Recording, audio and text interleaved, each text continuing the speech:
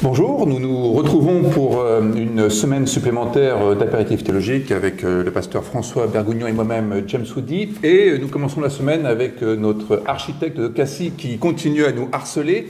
Alors François, il nous pose une sorte de question, il nous demande comment nous réagissons à cette affirmation qu'il affectionne, une sorte d'affirmation assez singulière qui lui ressemble bien. Demain, seuls les paranoïaques survivront. Alors peut-être qu'on peut se demander déjà ce qu'est la paranoïa. Est-ce qu'on peut limiter la paranoïa à la peur de l'autre ou à la méfiance de l'autre, avec le souci de se protéger peut-être?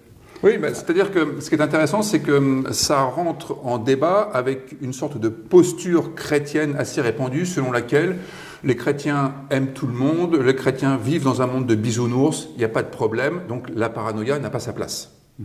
La crainte de l'autre n'a pas sa place. Comme si l'autre n'était jamais une menace. On a d'ailleurs peut-être, je pense, une parole de Jésus qui pourrait nous aider un peu à essayer d'aborder cette question. C'est quand il annonce finalement l'envoi des disciples dans le monde et il leur dit, voilà, je vous envoie dans le monde, soyez prudents comme des serpents et simples comme des colombes.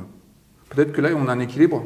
Oui, et ça sous-entend un esprit de discernement, c'est-à-dire ne pas tomber dans un excès ou dans l'autre.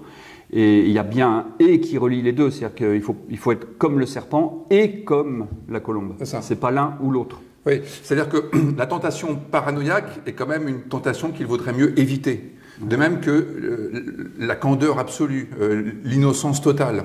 Ce qui est intéressant dans l'idée de la paranoïa, c'est que, étymologiquement, c'est ce qui longe l'intelligence, ce qui longe l'esprit.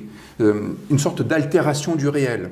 C'est-à-dire que la paranoïa, au sens strict du terme, c'est quand même le fait de ne pas voir les choses telles qu'elles sont et telles qu'elles peuvent être. Mais alors la paranoïa inciterait à la question dans ce cas-là. C'est questionner l'autre pour savoir, avoir des explications sur son attitude qui pourrait nous faire peur.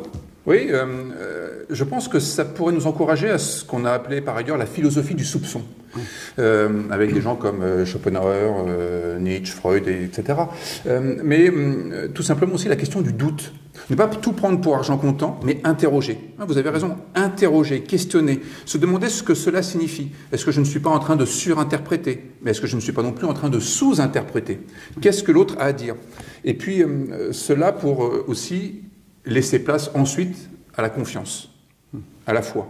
Au fond, il y a un au-delà de la paranoïa, c'est la foi. C'est-à-dire ce qui va entrer dans une adhésion à ce que l'autre est véritablement. Non pas l'image altérée que je m'en fais, et qui peut m'envoyer de lui une image de menace, mais finalement quelqu'un qui pourrait être un coopérant avec moi.